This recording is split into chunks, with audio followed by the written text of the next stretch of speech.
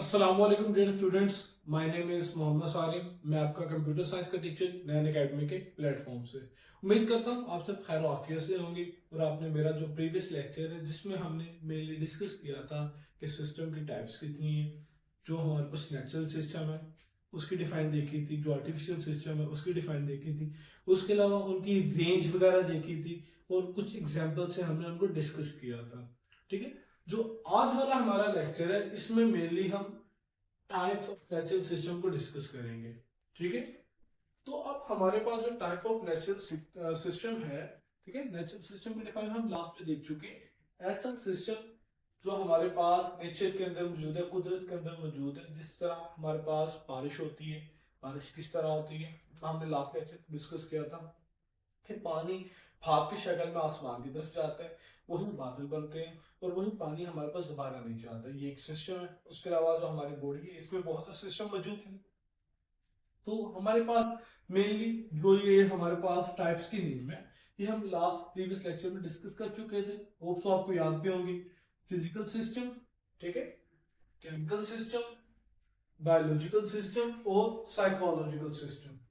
ठीक है, ये हमारे पास चार नेम है जिनको आज हम डिटेल से देखेंगे और ये आज types of national system complete कर लेंगे। ठीक है, जो हमारे पास first of all physical chemistry है, फिजिकल सिस्टम है। ठीक है, फिजिकल सिस्टम, ठीक है, फिजिकल का लफ्ज हमारे पास कहीं भी हम यूज करें तो मेनली हम ऐसी चीजों के रिलेट बात करेंगे जो हमारे पास फिजिकल एग्जिस्टेंस रखती हो। ठीक है, जो हमारे पास मेनली फिजिक्स से रिलेटेड हो, आप ये कह सकते हैं। ठीक है, जो मेनली फिजिक्स से रिलेटेड हो। फिजिक्स में हमारे पास आप सिंपली बात कर सकते हैं कि मेनली हम मोशन, फोर्स और एनर्जी वगैरह की स्टडी करते हैं। ठीक है, तो फिजिकल सिस्टम के अंदर हमारे पास जितने भी सिस्टम मौजूद हैं, ठीक है, कि हमारे पास सिंपल एक कंप्यूटर काम किस तरह करता है, उसकी फिजिकल सिस्टम, कंप्यूटर जब एक काम कर रहा होता है तो वो भी उस time as a physical system ही है। ठीक है, कि हमने कीबोर्ड पे एंटर किया, उसके बाद वो चीजें जो हमने एंटर की वो हमें स्क्रीन पर नजर आई। ठीक है, तो फिर इनके जो इन बिटवीन है, ठीक है, कि हमने सिंपल एंटर किया और कंप्यूटर पे शो हुआ, ये फिजिकल सिस्टम है, हमें नजर आ रहा है।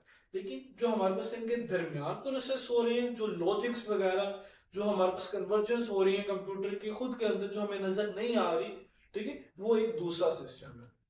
तो हमारे पास फिजिकल सिस्टम एक ऐसा सिस्टम, ठीक है, जो हमारे पास उसकी फिजिकल एग्जिस्टेंस हो, ठीक है, या फिजिक्स से रिलेट करता हो, मिसाल के तौर पर मोशन, फोर्स, एनर्जी। तो अब हमारे पास फिजिकल सिस्टम आर कंपोज बना होता है। कंपोज का क्या मतलब होता है? बना होना। ठीक है, बना होना। उसके बाद फिजिकल कंपोनेंट्स, ऐसे कंपोनेंट जिनसे वो चीजें मिलकर बनी है। मिसाल के तौर पे आप सब जानते हैं कि हमारे पास अगर हमने कोई छोटी से छोटी चीज बनानी है, बड़ी से बड़ी चीज बनानी है, तो हम उसमें डिफरेंट चीजें इंक्लूड करते हैं। मिसाल के तौर पे आप कार वगैरह बनाना चाहते हैं तो आपको पता है कार के लिए इंजन रिक्वायर है। ठीक है, उसके लिए हमारे पास टायर्स रिक्वायर है। उसके अलावा दरवाजे रिक्वायर है, जो ग्लासेस लगे होते हैं फ्रंट और साइडों पर वो रिक्वायर है। उसके अलावा उसके बैठने के लिए सीट्स वगैरह रिक्वायर है। ये सारी चीजें आपको रिक्वायर है। जब आप इन सारी चीजों को कलेक्टिवली एक जगह पर इकट्ठा करेंगे, प्रॉपरली अरेंज करेंगे, फिर जाके वो एक मुकम्मल कार बनती है। ठीक है, तो इसी तरह हमारे पास फिजिकल सिस्टम को रिक्वायर बनाने के लिए फिजिकल कंपोनेंट्स की रिक्वायरमेंट है, जो बेसिकली किन रूल्स को फॉलो करते होंगे? Laws of physics. ठीक है, लॉज ऑफ फिजिक्स को फॉलो करते होंगे। हमेशा याद रखें, हमारे पास दुनिया के अंदर जितनी भी चीजें हैं, ठीक है, जो नेचर के अंदर मौजूद है, कुदरत के अंदर मौजूद है, वो सब के सब किसी न किसी लॉज को फॉलो कर रहे हैं, जिनको हम आमतौर पर कुदरत का कानून भी बोलते हैं। किस तरह कि अगर कोई जानदार पैदा होता है तो उसने मरना भी है एक दिन, ये कुदरत का कानून है। ठीक है, और सिंपल कुदरत का कानून ये भी है कि हमारे पास सिंपल जो कमजोर है, ताकतवर सिंपल अपना रोब झाड़ता है, या सिंपल जिस तरह जंगल में शेर होते हैं, उसका हिरन वगैरह जानदार है। ठीक है, शेर हमारे पास क्या करता है? हिरन वगैरह को खाता है, और हिरन घास वगैरह को खाती है मेनली।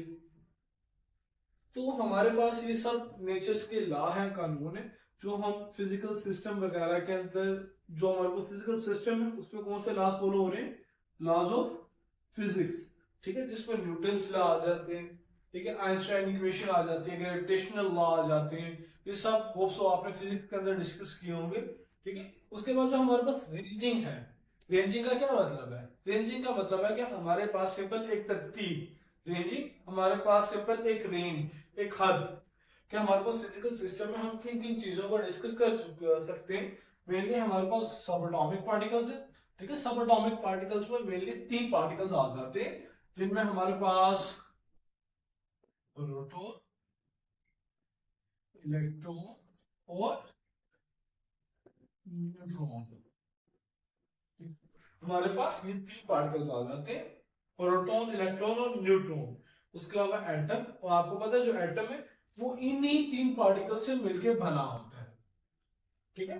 क्या हमारे पास जो सबसे छोटी छोटी चीजें हैं जिनमें हमारे पास सिंपल क्या है, सब एटॉमिक पार्टिकल्स और एटम। उसके अलावा हमारे पास अब छोटी छोटी चीजों से हम बड़ी चीजों की तरफ मूव कर रहे हैं, प्लैनेट, जिस तरह हमारा जो ये अर्थ है ये प्लैनेट है।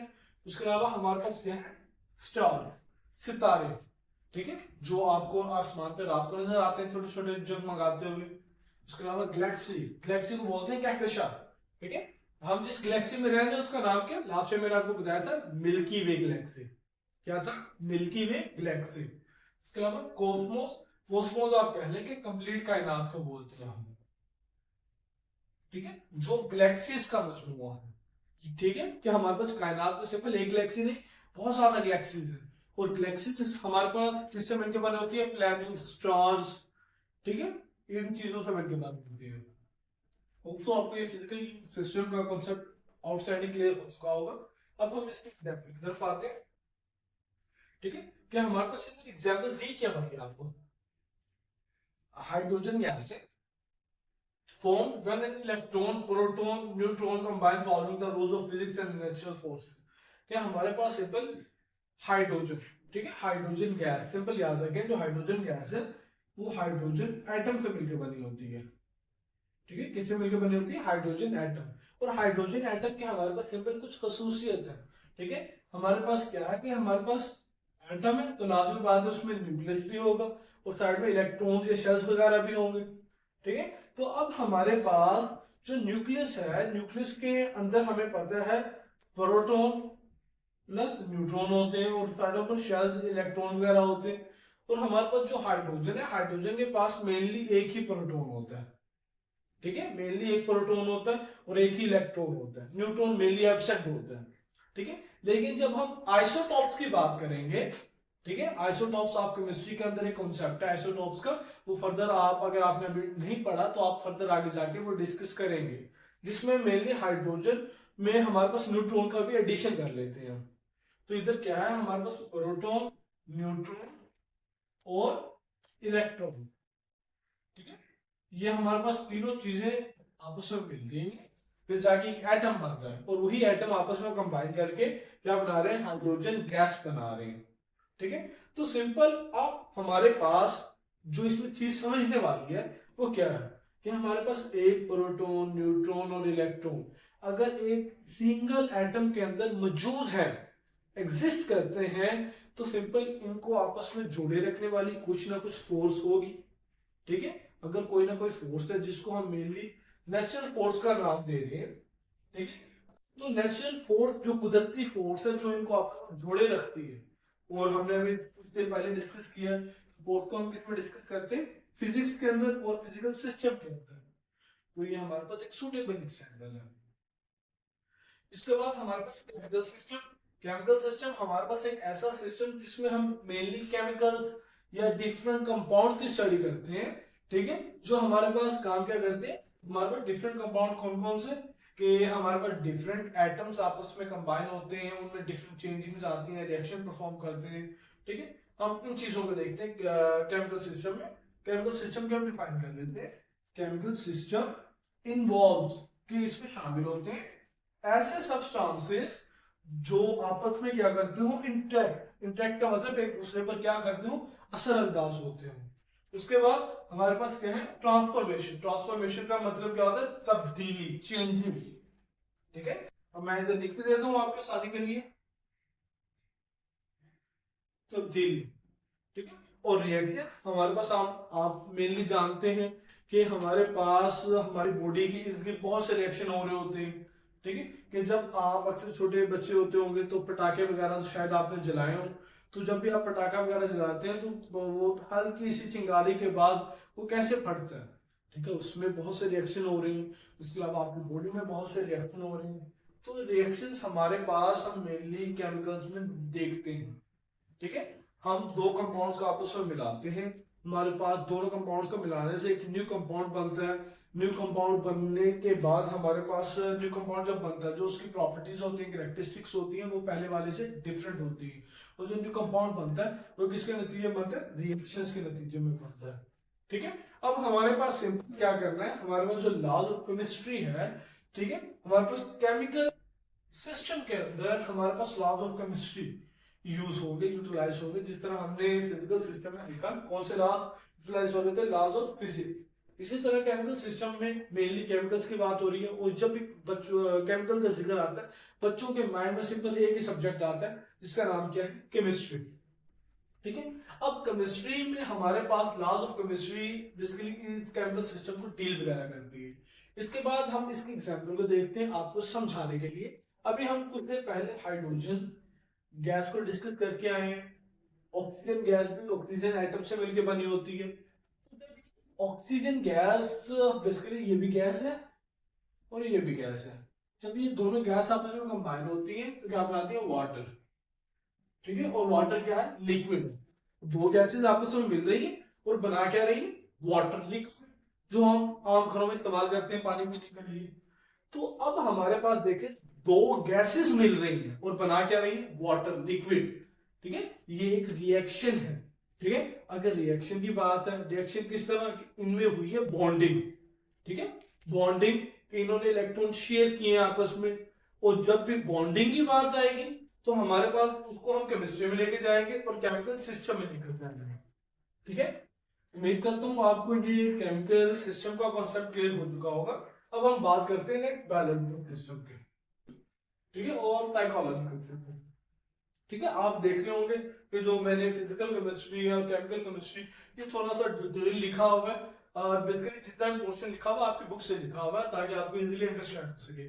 लेकिन जो बायोलॉजिकल सिस्टम और साइकोलॉजिकल सिस्टम इनकी इतनी एक्सप्लेनेशन मैंने नहीं की। क्यों नहीं, इसकी रीजन आपको खुद पता चल जाएगी अभी कुछ देर में। बायोलॉजिकल सिस्टम हमारे पास ऐसा सिस्टम, बायो बट लाइफ, ठीक है, जिंदगी। बायोलॉजी आपने शायद सुनी हो लफ्ज बायोलॉजी। हमारे पास ऐसा जिसमें हम जानदारों की स्टडी करें, ऐसा सब्जेक्ट जिसमें हम जानदारों की स्टडी करें।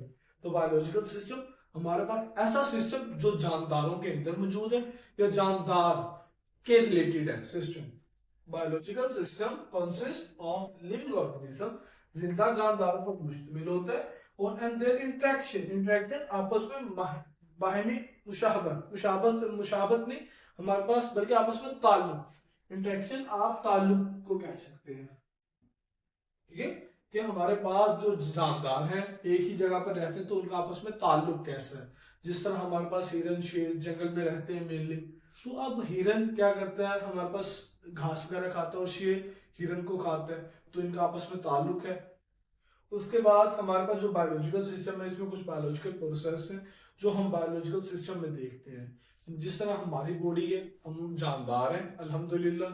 इसके बाद हमारे पास हमारी बॉडी के अंदर ये बायोलॉजिकल प्रोसेस हो रहे हैं, जिस तरह ग्रोथ है, रिप्रोडक्शन है, मेटाबॉलिज्म है। ग्रोथ के हम जानते हैं कि जब हम छोटे से होते थे तो हमारा साइज छोटा होता था, हमारे हाथ वगैरह छोटे होते थे, ठीक है। तो अब हम जिस तरह एज हमारी ज्यादा होती जाती है तो हमारी बॉडी के अंदर ग्रोथ एंड डेवलपमेंट होती रहती है, नशोनमा जिसको हम बोलते हैं। इसके बाद रिप्रोडक्शन, ठीक है, रिप्रोडक्शन से मुराद के अपने ही जैसे दूसरे जानदार पैदा करना, ठीक है। इंसानों के अंदर भी हमारे पास ये सिस्टम मौजूद है कि इंसान अपने ही जैसे जानदार वगैरह पैदा करते हैं, जिस तरह बच्चे, छोटे बच्चे वगैरह, ठीक है। इस तरह दूसरे जानदार भी अपने जैसे जानदार प्रोड्यूस करते हैं जिनको हम रिप्रोडक्शन कहते हैं। मेटाबॉलिज्म है, मेटाबॉलिज्म हमारे पास सिंपल, जब हमारी बॉडी के अंदर ऑलमोस्ट जितने भी रिएक्शन है ठीक है। जब हम इनकी कलेक्टिवली बात करेंगे कि एट ए टाइम हमारी बॉडी में बहुत से रिएक्शन हो रहे होते हैं, जब इन सब की हम कलेक्टिवली बात करते हैं तो इनको क्या बोलते हैं, मेटाबॉलिज्म। क्या बोलते हैं,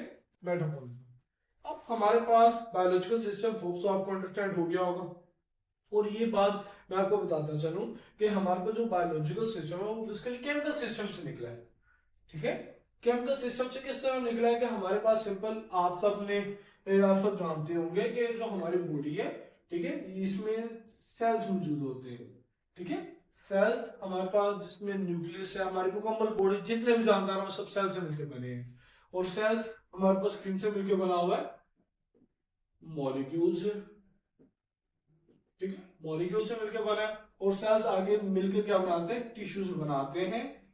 और टिश्यूज हमारे पास आगे मिलकर क्या बनाते हैं, ऑर्गन।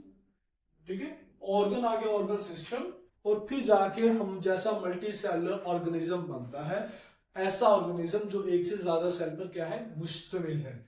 ठीक है, तो ये हमारे पास एक सिंपल सीक्वेंस है। ठीक है, तो हमारे पास बायोलॉजिकल सिस्टम किससे अराइज हुआ, केमिकल सिस्टम से मेनली हम कह सकते हैं।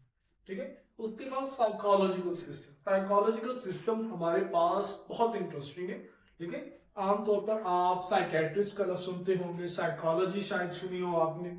तो हमारे पास ये थोड़ा सा इंटरेस्टिंग फैक्टर है क्योंकि ये हमारे पास जानदारों के बिहेवियर रिलेटेड है। Psychological system involve the mind and behaviour. इन चीजों की तरफ जा रहा है, mind and behaviour govern by the rules of psychology. ठीक है, जो बेसिकली रूल्स ऑफ साइकोलॉजी को क्या करते हैं, फॉलो करते हैं।